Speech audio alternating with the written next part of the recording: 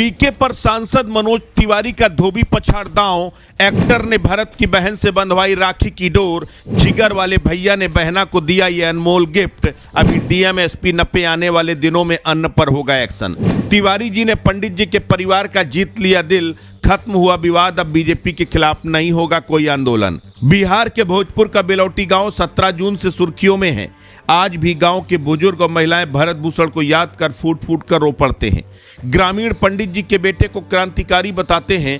भरत को ग्रामीण शहीद का दर्जा दे चुके हैं। गांव के बाहर भरत का भव्य स्मारक बनाने का ऐलान भी कर चुके हैं। तो वहीं भरत का परिवार जंतर मंतर में आंदोलन शुरू कर चुका है। भरत की मां और पिता दिल्ली में डेरा जमा चुके हैं। भैया भाभी और बहन सीधे सम्राट चौधरी को घेर रहे थे। पुलिस वालों के खिलाफ कार्रवाई की मांग कर रहे थे। भरत एनकाउंटर के चलते बीजेपी को बांकीपुर में तगड़ा सियासी नुकसान उठाना पड़ा। प्रशांत किशोर ने इस मुद्दे को चुनाव में भुनाया। भरत का केस अब यूपी में दाखिल हो चुका है। पूर्वांचल में भरत की जय जयकार हो रही है। बीजेपी को सबक सिखाए जाने की कस्में खाई जा रही हैं। ऐसे में बीजेपी हाईकमान ने मामले को रोकने के लिए सांसद मनोज तिवारी को जमीन पर उतार दिया। भोजपुरी एक्टर भरत के परिवार से मिले। भरत के परिवार की मुलाकात सीएम सम्राट चौधरी से कराई और अब रक्षाबंधन पर्व से ठीक पहले भरत के घर जाकर उनकी बहन से राखी का धागा बंधवाया।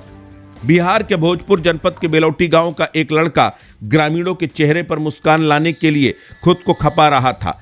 पंडित जी के बेटे ने भारत की आज़ादी की किताबें बहुत ध्यान से पढ़ी थीं। उसके आदर्श भी शहीद आजम भगत सिंह, पंडित चंद्रशेखर आजाद और राजगुरु थे। युवक ने महात्मा गांधी को भी पढ़ा। लड़का भारत और वहां के लोगों से बेइंतहा प्यार करता था। लड़के को पीएम नरेंद्र मोदी भी बहुत पसंद थे। पीएम नरेंद्र मोदी की ईमानदारी का वो कायल था। जब पीएम नरेंद्र मोदी ने कहा था कि न खाऊंगा न किसी को खाने दूंगा, हिंदुस्तान की धरती से भ्रष्टाचार को खत्म करके रहूंगा, तब ये लड़का बहुत मुस्कुराया था। उसे उम्मीद थी कि अब भारत से करप्शन का अंत होगा, ब्यूरोक्रेसी और सरकारी सिस्टम ईमानदारी से काम करेगा। लेकिन भोजपुर में ऐसा नहीं हुआ।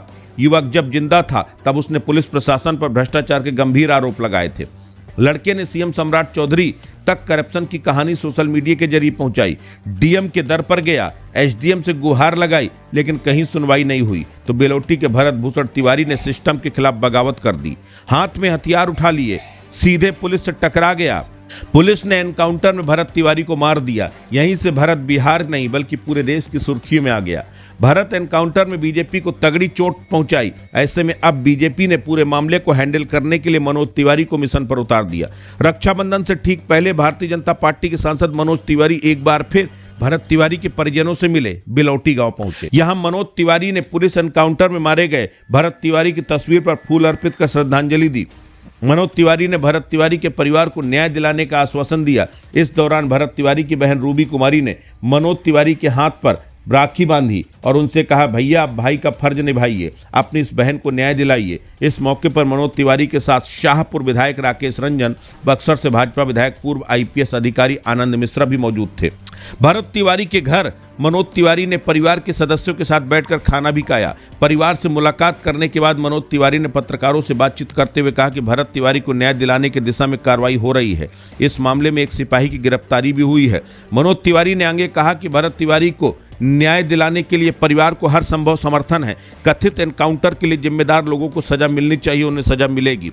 भरत तिवारी की शहादत बेकार नहीं जाएगी। इतना ही नहीं, मनोज तिवारी जब बेलौटी गांव में जाने लगे तो टाउनशिप में बसे जवनिया गांव के विस्थापित परिवारों ने भी उनसे मुलाकात की। विस्थापितों ने मनोज तिवारी को बताया कि उन्हें जो जमीन उपलब्ध कराई गई है वो काफ़ी नीची है।